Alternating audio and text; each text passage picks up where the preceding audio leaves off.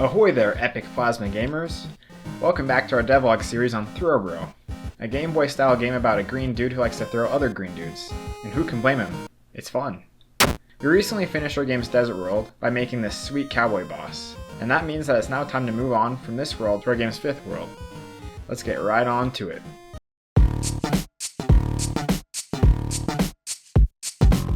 So when I was originally planning this game, I was trying to think about things that would be fun to throw around and spice up the gameplay. And one of those original ideas that I just couldn't shake was an idea for a city world, where almost all of the things lying around were throwable and could change the environment. Of course I had to make some adjustments from my original plan, but this has turned out to be one of my favorite worlds so far.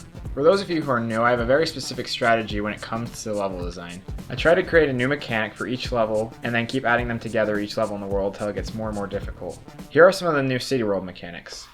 You've got a fire hydrant, which can be thrown to turn into a bounce pad. We've got a weird grabbing thing that can rotate you 180 degrees.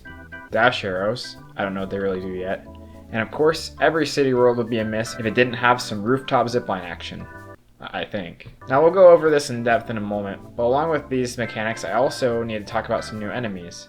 First up we have Content George, one of my new favorites in the game. He's like Throw-Bear, but he climbs on the ceiling and throws blocks at you from above. There really isn't much to discuss about him beyond that. Aside from Satisfied George, I also made this hunk. His name is Gunther, and I created him to be like a Donkey Kong-like character who throws barrels. You know, Donkey Kong stuff. Another important step was writing a city world theme. I'm going to play a small preview of that in a minute, but first I wanted to let y'all know that I recently started posting the Throwbro soundtrack to our second YouTube channel, so there will be a link in the description for anyone who's interested. Now, please enjoy.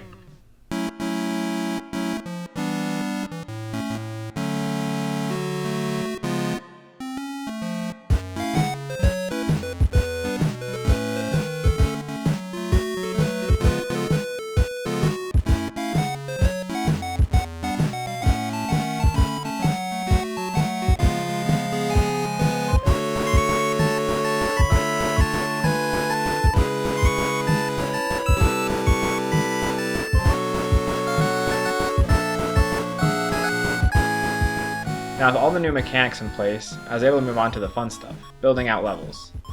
Yay! First up, we got the Simian Skyline. This new level features a bunch of rooftop running, along with zipline rides. And of course, everybody's favorite monkey, Complacent George. This is where you'll discover why there are so many monkeys in the city. But you don't get to discover that yet. Next up we got this park level. I mixed up the city and the forest tile set to give a Central Park kind of feel. Overall, it's looking really... Huh? Who's there? One second. Oh, it's the Plasma Man. You don't know who the Plasma Man is? Well, he's right here, and he has your scent, and he'll be coming to pay you a visit soon. That is, if you aren't already an epic plasma gamer. What's an epic plasma gamer, you ask? It's only the coolest group of people on the internet.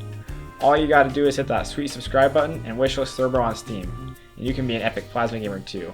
And you should probably hurry because I don't know where the Plasma Man went. Now where was I? Oh yeah, we just finished these two levels in the city world. Another thing I've been working on is little polishing details. I made it so you can look up or down to change the camera height. I think this should make the game feel a little more comfortable for those who want to change things. I've also been trying to flesh out the story by adding some new characters, but we'll talk more about that in later videos. After all, I've got to find out where the Plasma Man went. In the next video, we'll be talking about the rest of the city world and some of our plans for the future of Throwbro. Now, if you'll excuse me, I got a Plasma Man to catch. Adios.